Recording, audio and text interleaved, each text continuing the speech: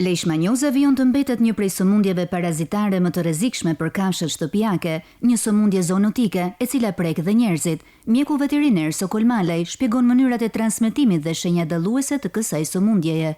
Leishmanioza është sëmundje parazitare, është një lloj protozoari që futet në gjak nëpërmjet pickimit të mushkonjave, është një lloj mushkonje e veçantë që quhet Phlebotomus, mushkonja e rrë. Shenjat kryesore të saj janë dobësi, rënje qime, rritje thonjsh, rrjedhje e gjakut nga hundët, gjithë trupi i kafshës mbulohet me zbokth. Sa e rrezikshme është kjo sëmundje për shëndetin e kafshës? Kjo është sëmundje fatale, është sëmundje shumë e rrezikshme për shëndetin e kafshës, gjithashtu ajo transmetohet në të gjithë gjytarët. Nëse nuk diagnostikohet edhe kurohet në kohë, siç tham, ajo është fatale.